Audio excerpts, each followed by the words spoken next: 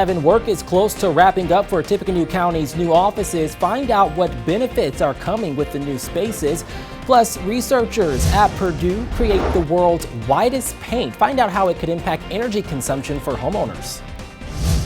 Well, highs today near 80 to the mid 80s and pretty humid too, but at least we had some pockets of welcome rainfall, not only this morning, but late this afternoon. And tonight we're tracking a line of storms off to our west. Even some warnings on the line. We've got the latest on how long this is going to hold together and what it means for our weather tomorrow morning coming up.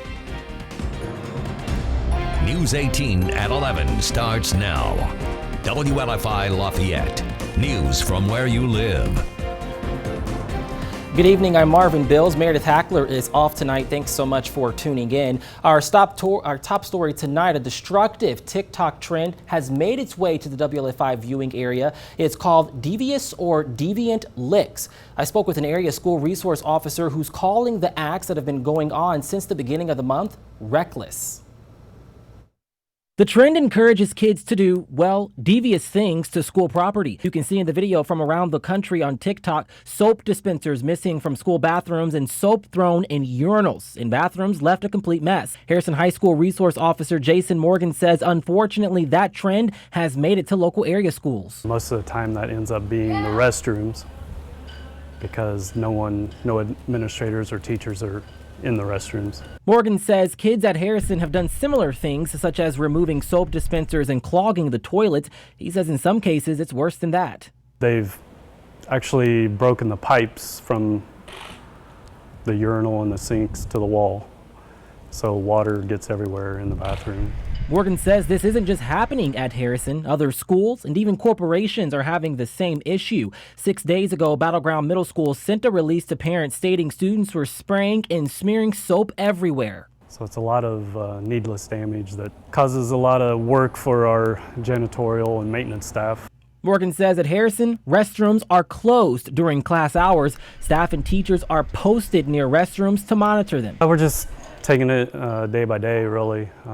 Think limiting access to the restrooms has helped a lot. More video on YouTube from other schools around the country show kids stealing school property such as projectors and a handicapped door opener. TikTok has removed some of the videos off of its platform. Reporting in Tippecanoe County, Marvin Bills, News 18. And Morgan says if and when students are caught destructing school property, there will be punishment through the school. He says there may also be criminal charges forwarded to the juvenile prosecutor.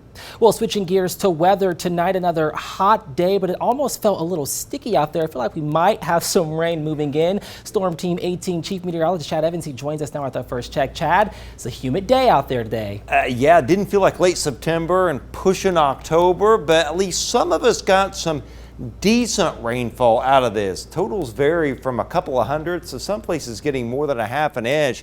The highest totals in the entire viewing area from the rainfall were deep in our southern counties and in our northwest. Tippecanoe County, you can see anywhere from a tenth to about 6/7 of an inch of rain. There's that heavier band in southern Fountain that had more than 1 inch, and also some other pockets of a third of an inch, half an inch here in Cass and Miami counties.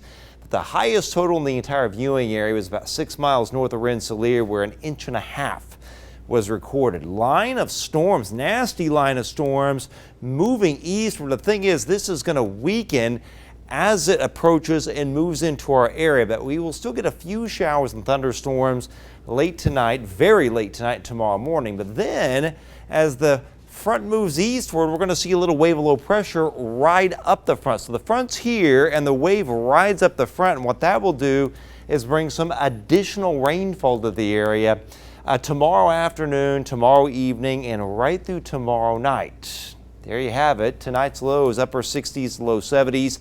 A few showers and thunderstorms late with lows anywhere from 67 to 73. We'll talk more about rainfall totals next. All right, Chad, going to feel a little bit like fall. Tippecanoe County prosecutors are accusing a Lafayette man of committing sex crimes against 2 girls. 50-year-old Eric Hughes is charged with 6 counts of child molesting. According to court documents, he molested the first victim multiple times between January of 2020 and June of 2021. Investigators say Hughes molested the second girl between April and July of 2021. Prosecutors say Hughes admitted to inappropriately touching both victims and knowing they were under the age of 14. A Lafayette man now faces felony charges after police say he pointed a gun in traffic. Court documents say it happened on Sunday evening near South and Earl Street in Lafayette. A family told officers that they may have accidentally cut off Eric Garcia's Volkswagen as they were driving. They later let Garcia pass, but as he did, family says Garcia rolled down his passenger window and pointed a handgun at the driver. Police later arrested Garcia during a traffic stop where officers found the loaded handgun. Garcia faces 3 counts of intimidation and 3 counts of pointing a firearm. Indiana health officials are reporting more than 1,900 COVID-19 cases. 3 new deaths were reported statewide. Here locally, 45 people were diagnosed with the illness in Tippecanoe County. 2 new cases were reported in White and Clinton counties. The rising number of cases comes as the U.S. nears a new COVID milestone. The illness has killed almost as many Americans as the 1918 flu pandemic. About 675,000 Americans died during that pandemic. American deaths from COVID-19 are now over 672,000. Funeral services are now set for an Indiana lawmaker who died over the weekend. State Representative Steve Davison of Salem died on Sunday after a long battle with cancer. He was 63 years old. Davison was a pharmacist who was first elected to the Indiana House in 2010. He represented a district that included all of Washington County along with parts of Clark, Jackson, and Orange counties. Work is wrapping up on what will soon be home to new space for several Tippecanoe County offices, and today some of the employees got a sneak peek of their new work areas. News 18's Samantha Tiki spoke with one of them about the change. It's a huge difference, and you can start to see, oh wow, this is really happening. Things looked a lot different the last time Purdue Extension 4-H educator Dee Nicely was in what will soon house several county offices. Everything was still being roughed in. As we've reported, the former YMCA building is getting renovated to be the home of the county health department and the Purdue Extension office. Right now, the Extension office is on Sagamore Parkway near the Tippecanoe Mall. Nicely says the new location is a lot more convenient, especially when it comes to the 4-H fair. You know, more materials are needed, or possibly not all of the staff will have to physically move to the fairgrounds next year because we will be so close. That's not the only benefit of the new space. Right now, I actually share an office with a counterpart, and we get our own offices when we come here. So that's exciting. But the process hasn't been smooth sailing the entire time. Project manager Stacy Abernathy says they went through some of the same pandemic struggles as other builders. Prices went up on a lot of materials.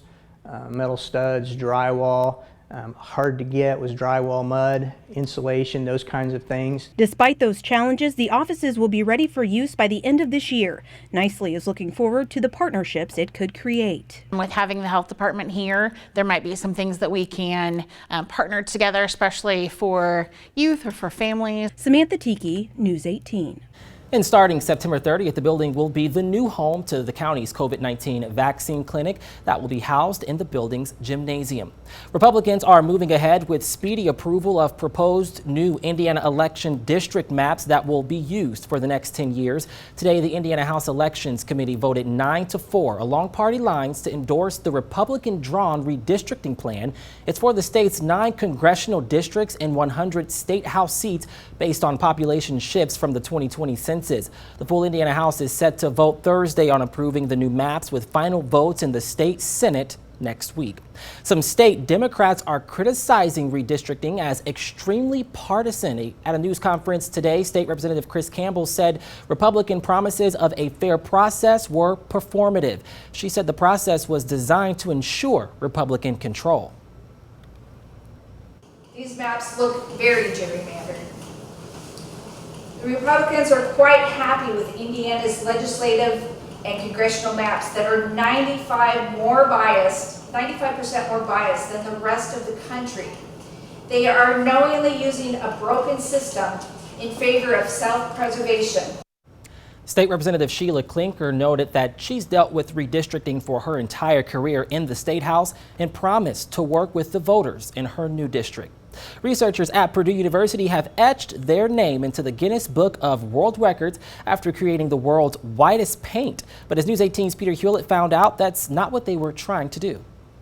For some, setting a world record is a culmination of a lifetime's hard work. But for Shunian Ruan, professor of mechanical engineering, and his team at Purdue University, it was coincidence. This is something unexpected. When we started the work, we were trying to mitigate the climate change, and we didn't know how far we could go. Mitigating climate change with white paint, which, according to the Guinness Book of World Records, is now the whitest paint in the world. It's a simple concept that's surprisingly effective. For example, in Phoenix, Arizona, or Reno, Nevada, it should be able to save up to 75% of power during summer. The magic is in reflecting light. While traditional heat-resistant paints may reflect around 80 to 90% of light, Ruan's team's paint reflects 98%, leaving just 2% to be absorbed. When all that light is reflected, naturally, it becomes the whitest. And we didn't aim for the whitest at that time. It's just it's coincidence that eventually, if you want to minimize the heating from the sunlight, you have to make the surface reflective. And when a surface is reflective, we know it will appear as white. Now with the world record in hand and a proof of concept, Ruan is working to ensure the paint is commercially viable. We're right now optimizing the technology with our partner and make sure it's durable and make sure it does not lose the functionality over a long run. From Purdue University, Peter Hewlett, News 18. Wow, some super cool stuff. When tested in the sunlight, the world's whitest paint was up to 20 degrees Celsius cooler than other white paints. Police and FBI agents are on the search for Gabby Petito's fiance as loved ones demand answers for her disappearance. What a 911 call out of Utah is revealing about the case. Plus, Storm Team 18 Chief Meteorologist Chad Evans is tracking more opportunities for showers ahead. What to expect for tomorrow as kids get up for the bus stop right after this.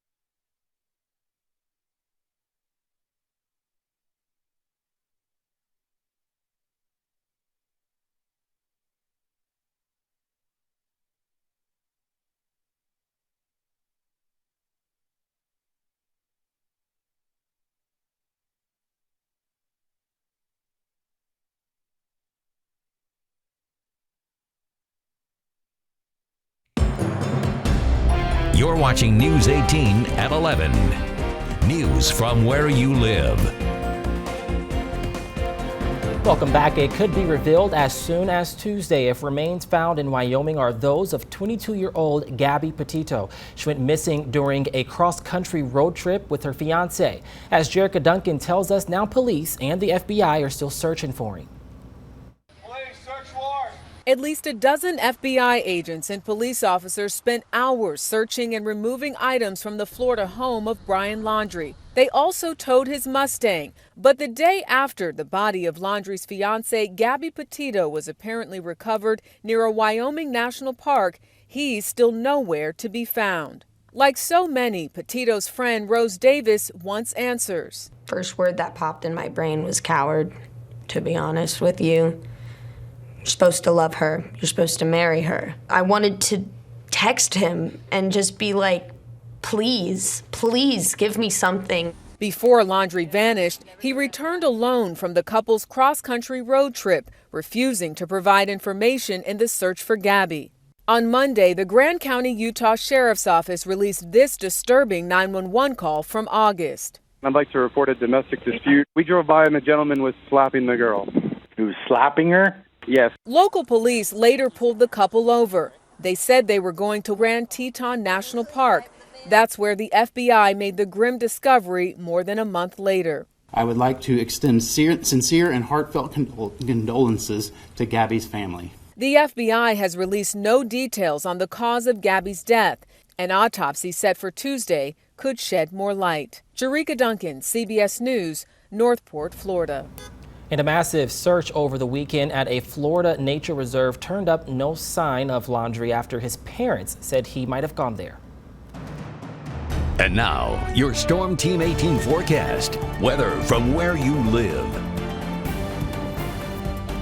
All right, been looking at new data over the past half an hour. I've made a few little tweaks to the forecast. It looks like still some welcome rainfall is ahead and still fall weather, but I've dropped the temperature a little bit for Wednesday. Then we warm back up again before we turn overall cooler once again. So let's dig into this hour by hour. First things first, tomorrow 72 to 80, but that 72 to 80 will occur in the morning to about midday hours through your high temperature. Then we start to fall into the 60s. So it looks like a few showers and storms in the morning, and then more in the way of showers and a few storms right through midday and early afternoon. And then by tomorrow evening, it's just kind of a steady rain or just numerous showers in the area.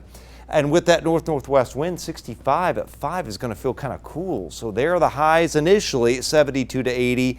Then that wind will go to the north-northwest. And on Wednesday, it is looking wetter.